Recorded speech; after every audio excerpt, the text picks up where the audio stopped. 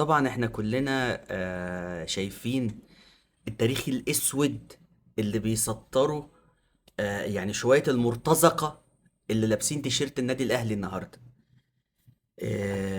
انا مش عايز اقول لكم، اكيد ده مش حالي لوحدي، ده حال كتير من الاهلاويه اللي الفيديو ده ليهم. الفيديو ده لا للشمتانين ولا اللي داخل يحفل ولا اللي داخل، بس الفيديو ده عشان يبقى يعني حاجه شايفينها بقالنا 4 سنين ومفيش فايده. مفيش فايده، ويمكن من قبل كده كمان. ايه اللي هيحصل تاني؟ ايه اللي هيحصل اكتر من كده هيخلي الناس تفوق؟ الناس يبقى عندها دم، الناس تعترف ان انا غلطت في كذا وبصلحه.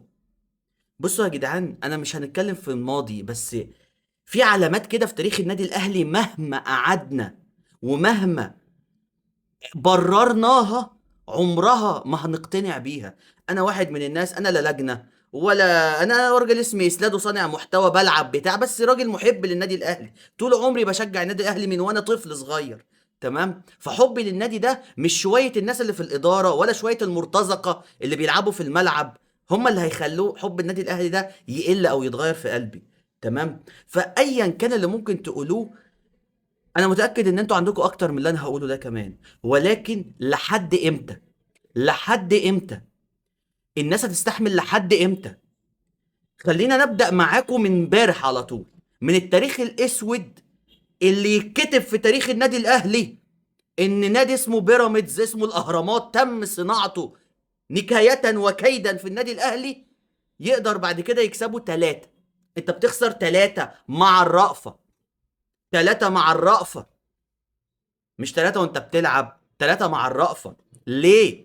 عشان انت سكواد مشطب، رايح جبت صفقات كيد نسا. انا اهلاوي اهو بقول لكم، من يوم ما امام عاشور ده جه الاهلي والنحس الواحد بيلتقي الفاظه.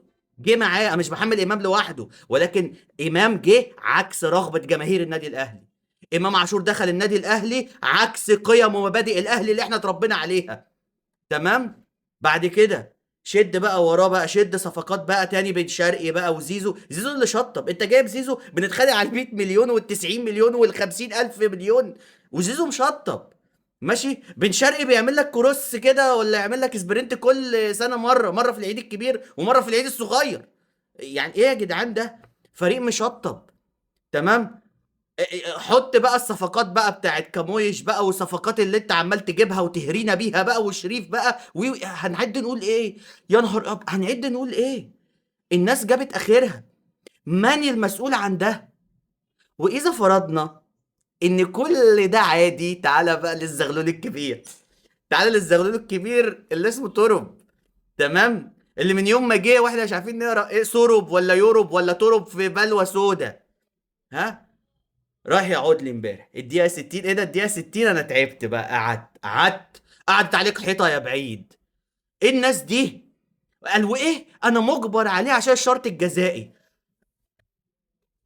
طيب، بكل هدوء بكل هدوء، الناس لما بتاخد قرارات غلط لازم يبقى عندها الشجاعة الكافية لتحمل تبعات هذه القرارات. اهو الواحد بينتقي الفاظه عشان احنا في صعب صعب صعب اللي بيحصل في الاهلي ده. مين هيتحمل يا جدعان؟ مين هيتحمل؟ انت عندك الزمالك الماتش الجاي يوم الجمعة. الزمالك ان شاء الله هتاخد بطارها من ال6-1. ماشي، وعشان كده من المفترض ان لغايه دلوقتي مفيش كلام من الاهلي خالص، مفيش كلام. مفيش كلام من الاداره، مفيش كلام من اي حاجه. مفيش، سيبوا الجماهير تهري. سيبوهم، عندهم دواء الضغط ودواء السكر، هم هيقرفونا؟ احنا ناس بتوع بيزنس، احنا ناس بنعمل فروع وبنعمل استادات، انما مالناش دعوه بالكوره. ايه الكوره دي؟ ها؟ حرام.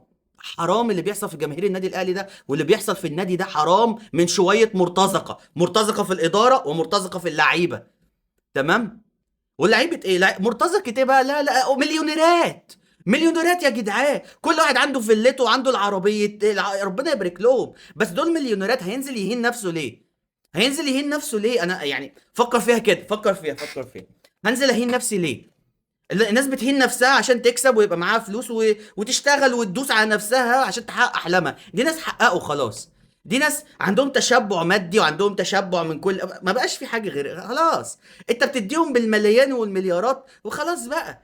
واللي يتكلم نقول عليه لجنة، اللي يتكلم نقول عليه محروق. لا يا جدعان، دي حقيقة.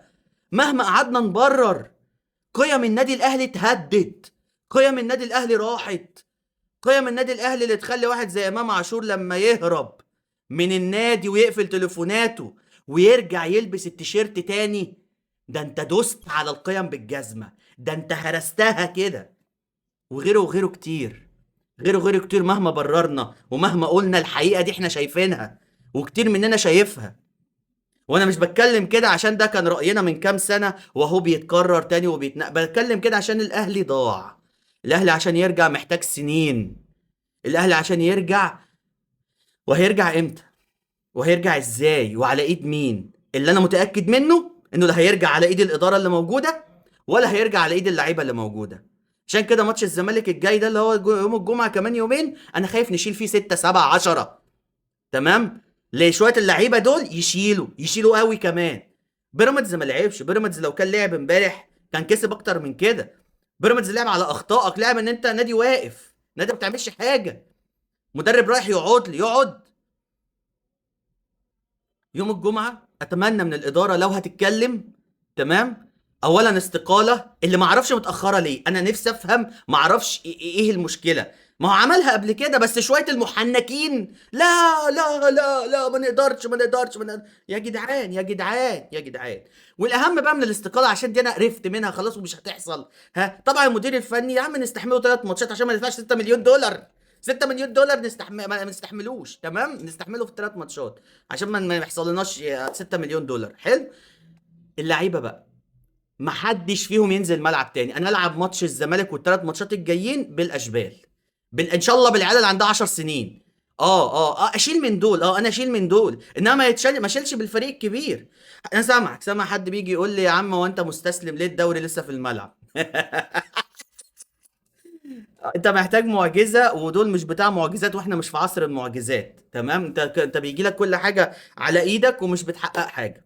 بيجي لك فرص وما بتستغلهاش. فخلاص هنتبهدل اكتر من كده.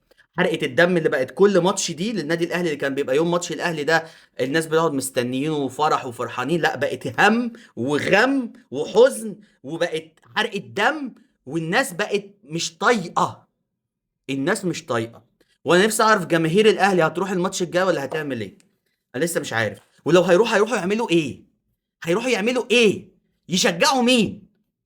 انا هروح اشجع مين في الاهلي؟ اروح اهتف باسم مين في الاهلي؟ مين؟ ده لا مدير فني ولا اداره ولا لعيبه. هروح للتيشيرت؟ لا انا البس التيشيرت في بيتي واقعد اهري كده على النت زي ما بنهري ومحدش هيسمعنا ومفيش حاجه هتتغير. والسلام عليكم ورحمه الله.